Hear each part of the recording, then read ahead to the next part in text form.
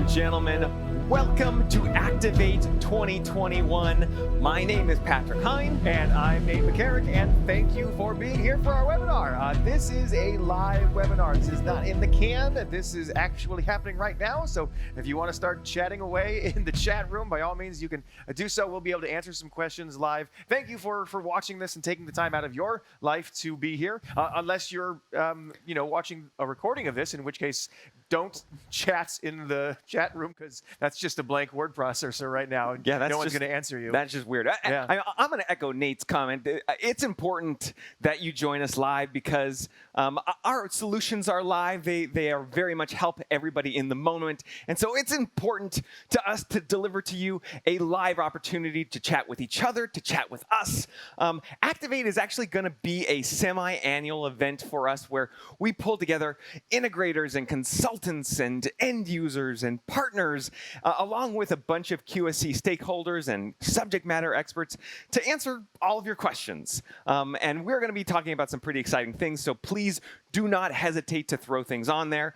I'm going to quickly remind all of the QSC folks that are watching, thank you for joining. Make sure that you allow our subject matter experts to do all the answering. And if you have any questions, just email Nate. Don't email me. I won't respond. Exactly. And in fact, just to kind of prove out our theory about the value of being live, we've got one of our subject matter experts, Jason, monitoring the chat. Is there anything interesting? What's the most interesting thing you're seeing happening on the chat right now? Well, lots of folks introducing themselves, telling us where they're from. Australia is very well represented. Yay! Singapore also well represented. Nice. So hello, everyone, on a nice morning. Cool. Nice to see you. Thank you. I miss being over there. So let's chat about what we're going to chat about. Yeah, what is on the agenda for Activates 2021? We're going to talk about a couple of different topics right now. First thing, we're going to talk about some new products. That's what you're probably excited about. We got a couple of new two new series of devices that correspond with our Q-SYS ecosystem. We're going to talk about those. Then we're going to talk about some updates to the UC platform, talk about the certification process that is active with several partners there. And then we're going to introduce a brand new service called Professional Services, which is available for integrators and consultants in the US to get some QSC help on some more complicated installations. Yeah. But first, there's one more box up in the top left that I'm going to leave to Patrick. Yeah, that happy little friend has been hiding in plain sight in most of our marketing material. Hopefully, I've actually seen a little bit on communities, people guessing what that is, and that was certainly our intention. Our hope is to start our presentation off so that we can all operate from the same playbook and talk about Q-SYS in the same way. So let's actually get into Q-SYS. For those of you that have been with the platform since the beginning, you know that Q-SYS has always been on the cutting edge. And in fact, in the next few years, that is going to be even more true. The platform is going to transform the industry, and we're going to see a lot of change happening on Q-SYS. And to that end, it's important that the integrators and consultants and IT end users are all talking about Q-SYS in the same way, because we know that Q-SYS is as deep as it is wide.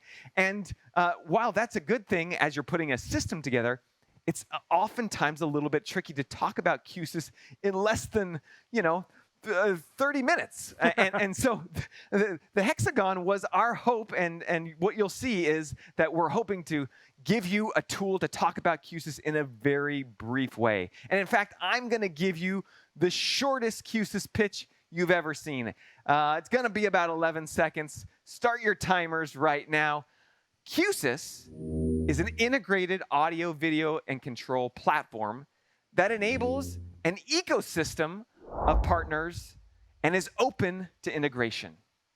That's Q-SYS. That's it. And hopefully you can, it is not just a Q, but the iconography is showing the platform at the center, the ecosystem surrounding it, and an opening for that integration. But that probably begs a little bit more dive into what each of those pieces are. Yeah. So at that very center is the Q-SYS operating system, right? This is what drives everything. It's what allows everything that's going to be connected to it to be possible. And when the operating system was created a decade or so ago, we kind of corrected for a lot of the missteps that we saw some of our competitors doing, which largely involved creating proprietary chipsets and reinventing network protocols so that their devices could only speak with themselves.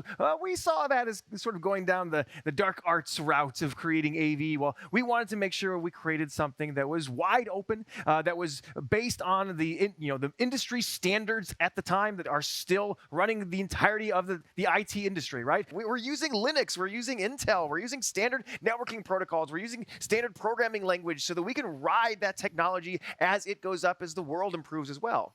And that core operating system and the net of that nice foundation is a singular software-based infrastructure that drives an audio engine, a video engine, a control engine, all working together and bound by a robust OS administrative layer that you never have to worry about. This connective tissue is working in the background, so you don't have to use brute force or wizardry or trickery to get these pieces to talk to each other. So building on top of that, what does the operating system connect to? Well, first of all, it connects to a bunch of native options, right? Native software, native services, native hardware devices that all connect to the operating system and are intended to work in that capacity. So what does that mean? What does that mean for something to be native? Well, it means that when you're integrating some new piece of your puzzle, it's literally usually just a drag and drop operation. You need a new conference camera to add into the design. You need a new touch screen. You need Dante channels. You just pick them up in the software, drag them and drop them, and they work. And that's because they were designed to work that way. They're not some foreign object coming in from a third-party device, right? You get this reliability that's embedded in the software because you know that everything has been tested against every single other possible object within that system. So the OS, Objects within that same umbrella. yeah, and as big as our portfolio is, we make no illusion to the idea that we manufacture every peripheral or every software integration.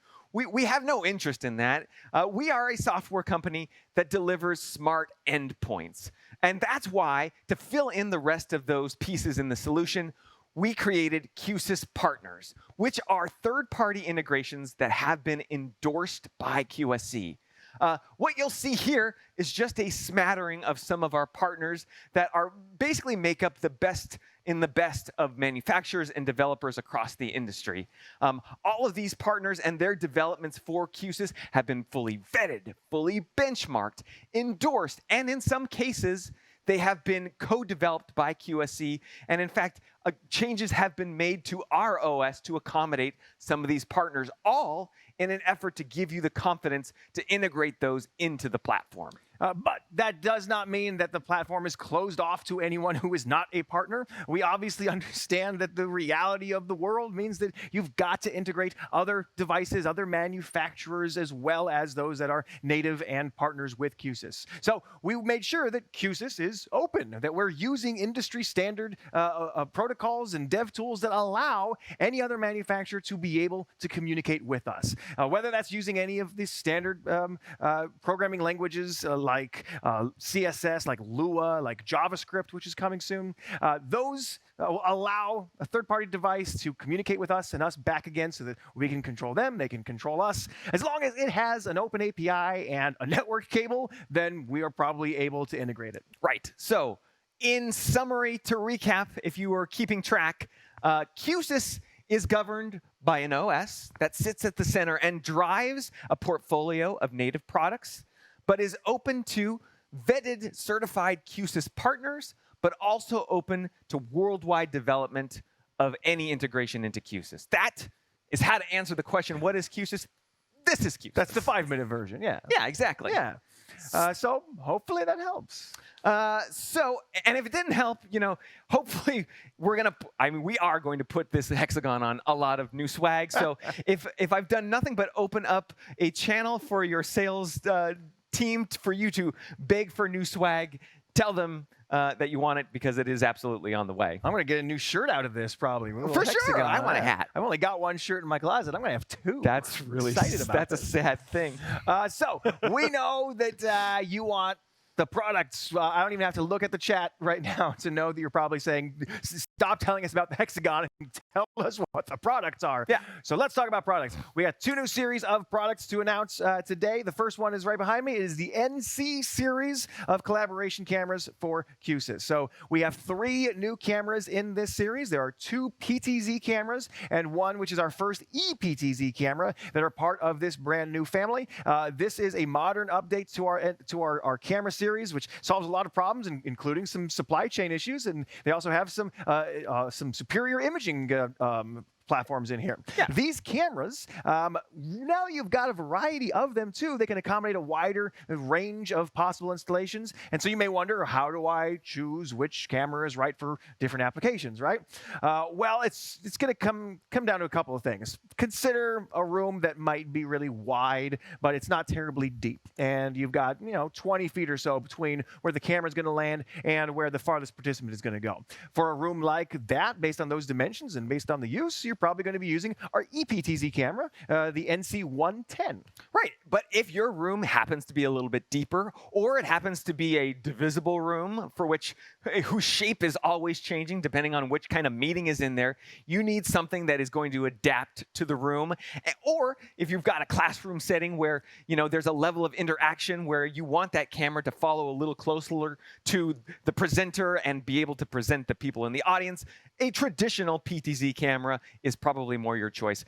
Realistically, what we're most excited about in this portfolio is you're able to choose your camera based on the room and not the other way around. You shouldn't be choosing the camera and then trying to make it fit into the room. And you can mix and match those cameras too, and both of all 3 of the models are usable by our camera preset recall wizard or a plugin, which is a brand new, newly updated version of the plugin. We have some videos online you can check out for that. It's a great way to manage your cameras so that if Patrick starts talking, the camera will detect that he's talking, and the appropriate recall will jump in so that he is the one that's currently in screen. That's a great thing that works across the board. Yeah, and it is free right now on Asset Manager. We encourage you to go ahead and download it if you're using our current cameras or if you're getting ready for the new cameras, hopefully.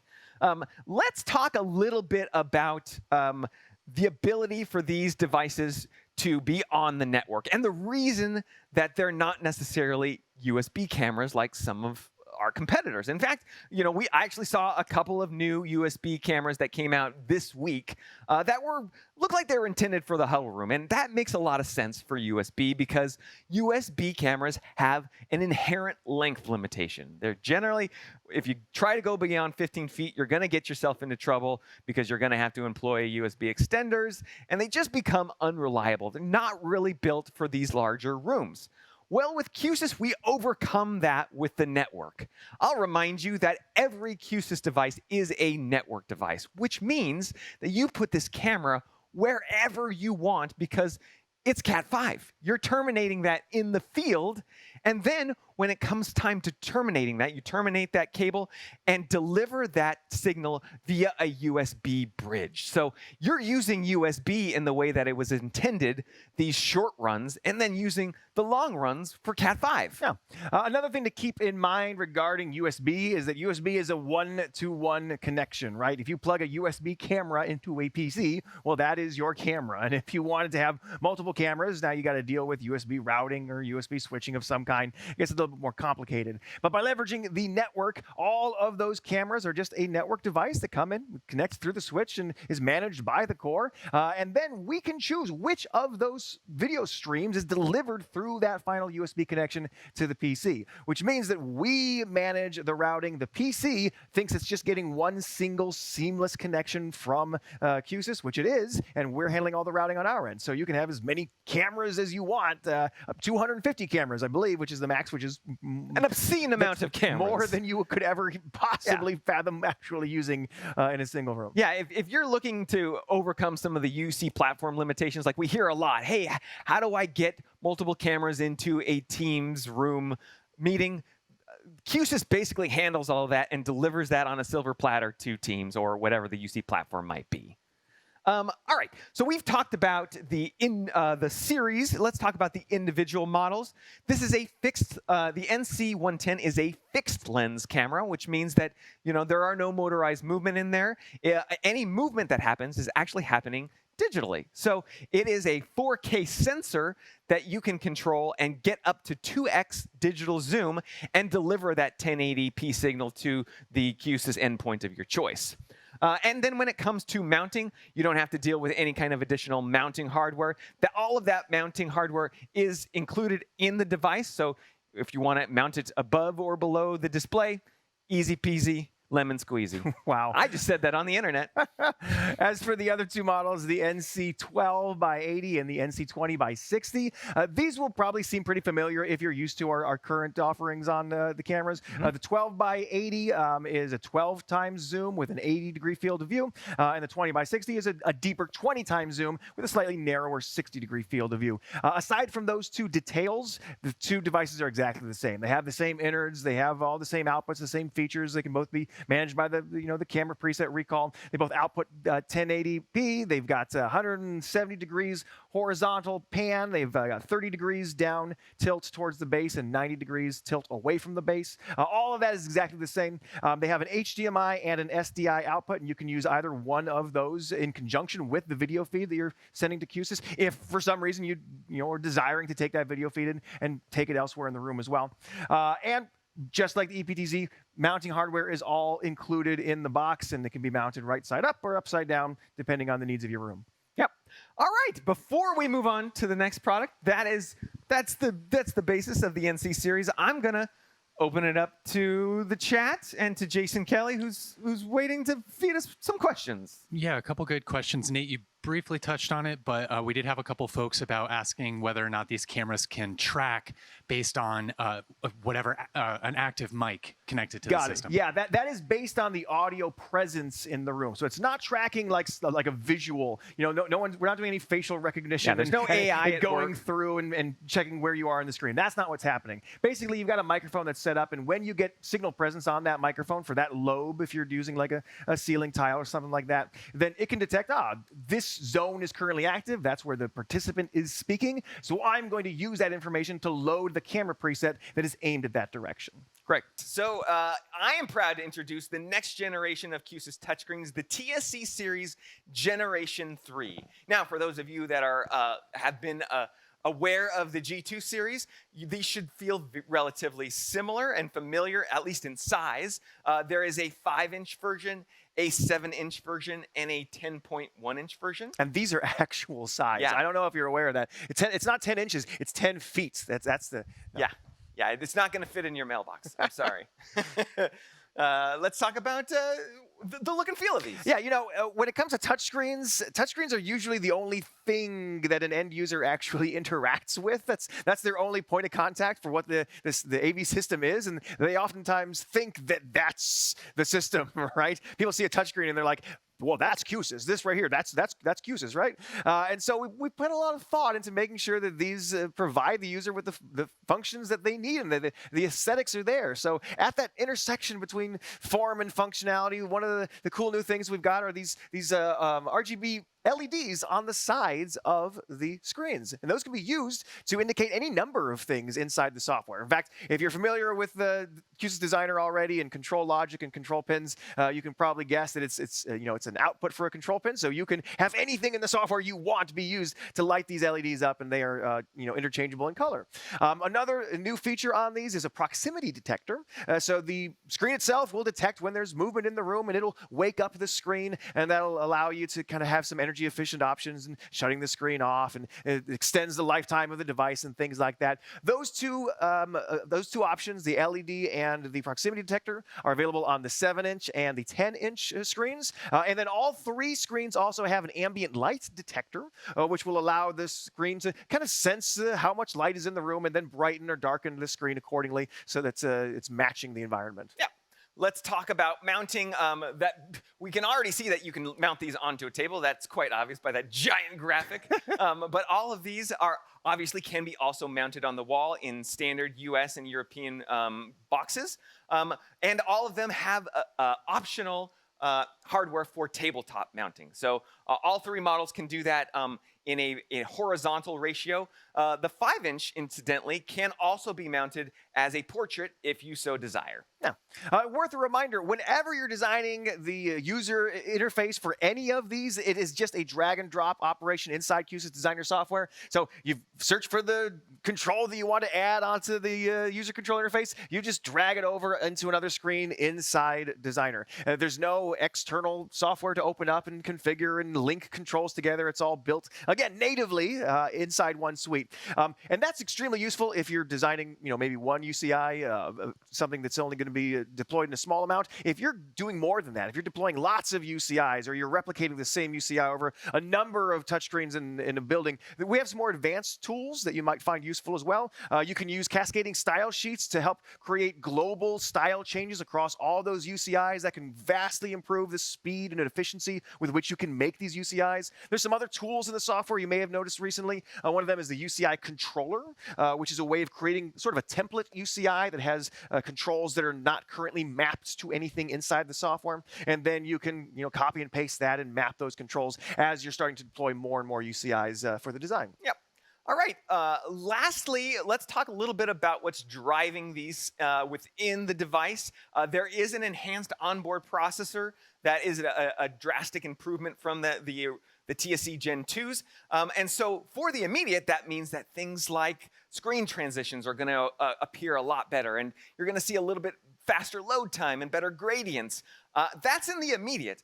We just got done telling you that QSC is a software, and we believe in soft Q-SYS as a software. Soft Q-SYS. Yeah, and we believe in the idea that you get additional functionality with firmware upgrades. So keep in mind that this enhanced processor has headroom to do things that I actually can't tell you today. But what if you did? No, but they would shut the internet down. What if I poked you until you told them? No, I'm not going to do it. I'm not going to do it.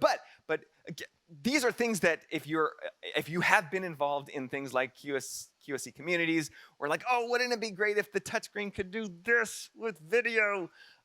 It's going to make a sandwich soon. We can reveal it. It's capable of literally making a sandwich. Turkey or tuna. Those are the only options. I'm out. So watch out for that. Let's go ahead and I'm going to switch to let's look at some designs, so we can see these in action. So if you've been familiar with the touchscreens and the cameras already, a design like this will probably be pretty familiar to you. Here we've got a small boardroom, but it's large enough for a couple of PTZ cameras. You can see one camera in the front and one camera on the side. That side camera is perfect for picking up trickier angles in the room, maybe finding something that front camera can't quite see, like a whiteboard or something like that. Those are all networked devices. They all get sent back through a network switch and then delivered to Core Nano that's processing that room. And of course, we're also using one of the TSC Series Gen 3 touchscreens on the table to control the whole thing. Yep. Similar room configuration for collaboration. This is a less deep room. This is a much wider room. And in fact, the table is a lot closer to the display, which means that you should probably use the NC110 in this scenario because it's got that really wide horizontal field of view. Like Nate mentioned earlier, it's being driven by a Nano that's driving the whole system, and the TSC is there for all of that control. One more design to look at. Here's a classroom, and Nate intimated this earlier.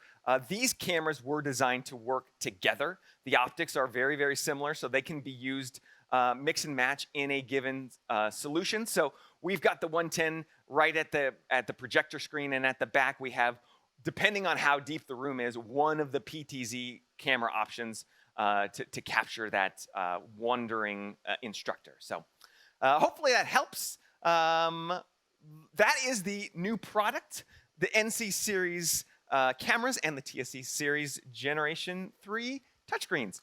Any questions on the touchscreens? Anything in the chat that we can help answer right now? Yeah. There are quite a lot of questions that our product experts are helping get through. Just want to point out there's a lot of folks asking about additional mounting options beyond what we have. And though we can't discuss any of what we have specifically, there may be additional mounting options in the future. Okay, great. I'll leave that to Mike and Greg to ferret out. Thank you so much, Jason. Appreciate it. Cool. All right, so let's transition from that topic to another topic and talk about some of our collaboration partners. Specifically, we want to talk a little bit about some of the certification processes we have ongoing with Microsoft, with Zoom, with Google. There is a lot of investment into hybrid collaboration spaces, and we're a deep part of that. And there's also a lot of confusion sometimes on what part of our system is certified for different UC platforms. And I understand why there's confusion because every single one of the UC platforms is trying to highlight a different feature, right? They're promoting different assets of that functionality, as they should be, and which means that obviously they're going to have different qualifications for what counts as being certified from their partners and what we can do to highlight those different aspects that they're promoting. So it's an entirely different process for each platform. And, sometimes an individual device is certified, sometimes an entire series is certified, or the entire platform is certified. We're going to spend a little bit of time to kind of dig into the weeds of those and hopefully clear things up. Yep. Okay. So I don't have to tell you that the world has changed. We've all read the same blurb about COVID. We know that hybrid work is here to stay. And in fact, we also know that more and more companies, as people are coming back to work, are needing to equip their rooms so that they can better entice people to come back into the office, but also create meeting equity for those that are continuing to work remotely. So it has given rise to what we are seeing and what we're calling high-value spaces. Now, when I say high-value spaces, it's things like training rooms, it's things like divisible and flexible rooms, it's all-hands rooms, it's board rooms, and it's executive rooms. These are mission-critical places that have high visibility. They require a lot more immersive technology. And the tricky part becomes, as these spaces have higher requirements, the UC platforms can't always accommodate them based on just their own software alone. They need a little bit of help. Yeah, that's exactly where Q-SYS is going to come in, because we can provide everything in that room that the UC platform on its own isn't able to provide, right? Think about the rest of the room. Think about all the room automation that you need to be able to manage, hopefully from one screen. You want the end user to be able to do that from one screen, navigating the conference call, as well as then toggle over to change the lights and the AC and whatever else is there that they need to deal with. Also thinking about the fact that, as the rooms can scale in size, new problems occur that not every UC platform is prepared for. Once you start implementing local reinforcement of the microphones, once you get trickier camera angles that you can't necessarily get in one place, you need someone else to be able to provide that. And that's where Q-SYS comes in, because Q-SYS is kind of designed to do all that. That's what we're good at, right? We're good at getting all that room automation and control and good at handling like the camera presets, recalls, and all that kind of stuff. And we can deliver it to whatever PC is running the UC platform just on a single USB connection. And along with that, you get the entire portfolio of everything else that Q-SYS offers as well. So you get all the third-party integration, you get remote monitoring and management from the cloud. Everything that Q-SYS is doing kind of bolsters that UC platform when we work in harmony like that. Let's talk about each of the three platforms that Nate mentioned in specifics. Let's actually start with Zoom and Zoom Rooms. So behind me, you'll see what is a certified audio accessory for Zoom. So it is a Core 8 Flex with an I/O USB bridge as its output to the compute device. We have SPA series, the entire SPA series of amplifiers that can drive the certified acoustic design ADC4T loudspeakers, and all the microphone is being reinforced or provided by a partnership with Sennheiser via its Team Connect 2 ceiling microphone. And our partnership with Zoom and with Zoom Rooms have been so good that Zoom in particular has its own PSO group recommending Q-SYS in 8 out of 9 of their AV designs, one of which is this immersive room over here, which I'll just take a quick moment to look at. You'll see 3 individual screens coupled with 3 cameras, and the idea is to drive those people's attention in the room to the appropriate place. So each camera is pointed at an individual person or a group of people, and conversely, the audio is localized so that when somebody is talking, you're directing your attention to the right camera because they're on the right screen. Cool. All right, so let's talk about Microsoft Teams rooms next. So Microsoft Teams rooms are an entirely different beast, right? The way that they categorize all the pieces of the puzzle, there's a computer processor, there is a video capture device, there is the audio accessory, there's a control device, and you can kind of mix and match between any of the certified options that fill any of those categories. And technically, what we are is the audio accessory, right? Even though we've got a complete control engine and amplifiers and everything, we are still seen as the audio accessory to a Microsoft Teams room environment. However, what's cool is that we have a wide, deep library of devices that are certified within that audio accessory realm. So the entire SPA series of amplifiers falls in this category. The entire CXQ series amplifiers falls into that category. The existing PTZ camera line, the entire acoustic design series of loudspeakers, whether that is ceiling speakers, whether that is surface speakers, whether that is pendants, you can mix and match between any of them, and all of them satisfy the requirements for that audio accessory. Now, we also have available, if you take a look at our website, we provide suggestions on bundles that you can use. So we have partnerships with Logitech and with the Dell, things like that, to fill in the other pieces of that particular puzzle so that you can get a complete package recommended from a single place. Yep. So I'm gonna read Jason's mind. I can't see the chat, but I'm going to assume that this is one of the questions. I mean, it already even came up, right? Yeah, it already came up once. Are the NC series cameras currently certified for Microsoft Teams? And the answer is that QSC is committed to the collaboration space. And so it is our intention that with every new collaboration product that we come out with going forward, we are going to pursue a certification with all the major UC platforms. So a direct answer is right now it is not certified, but right now you can't purchase this yet either. These things it's take not time. available. So just keep an eye on the communities and on your emails, because we will announce when there's an update to this question.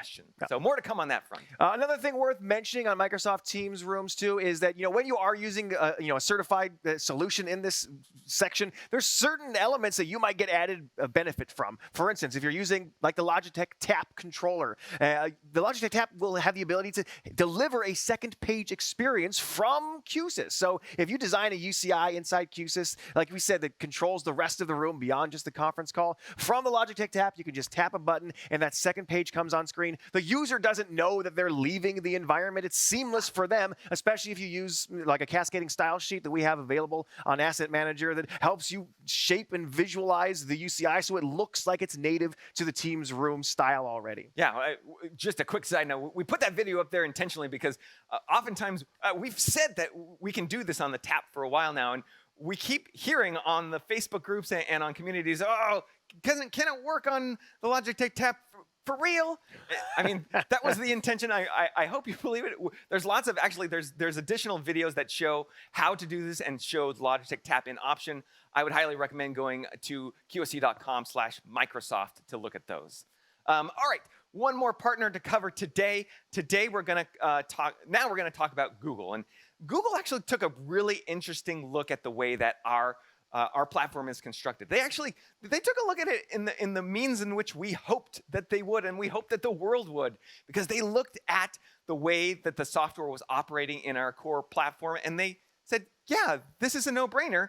You have the same software on all your processors, and as long as you're delivering the audio and the video via that USB bridge, we see no reason why your entire platform shouldn't be certified. And that's exactly what Google did. So we're super excited to say, that the Q-SYS platform is entirely Google certified for Google Meet. Yeah. And if you have any additional questions, if we've went too fast, or you just want to pose a question, we would encourage you to go to communities. I've mentioned communities now 4 times today. I've counted them. This is the best place to have these kinds of conversations. It's a good place to search threads. It's a good place to exchange ideas and code. There is a time and a place for the Facebook group, and it is a good, viable place. But if you want a deeper conversation with QSC folks that are actively monitoring it, I would highly recommend going at the conclusion of this to developers.qsc.com, sign up and join the conversation. Join the community. All right, so We got one last topic we want to talk about before we set you free, and that is a new service that is available, like we said, to integrators and consultants in the U.S. This is called professional services, and this is the ability to get QSC personnel to come and assist on a design, whether that is helping to design the file in the first place, whether it's creating custom coding that's needed for that design, whether that's creating slick UCIs or just implementing some tricky elements. This is a service we are now able to provide. Now, this is not something that's new to our wheelhouse, obviously. For the last 10 years. How old is QSYS now? Almost 11. We've been sending out our application engineers into the field to help out with integrators who need special help. And we're there to now turn that into an official service. And this can be for a variety of reasons. Sometimes the end user specifically requests that there's some involvement from the manufacturer in order to have that level of certainty in the install of that device. Sometimes the integrator is simply short-handed, right? And you've got a lot of projects going on. You need a little extra help, and we're able to kind of fill in that void. Or sometimes maybe it's whatever's required for this installation is just a little outside of the comfort zone of that integrator, whereas we can step in and say, yeah, we have a lot of experience with that type of install.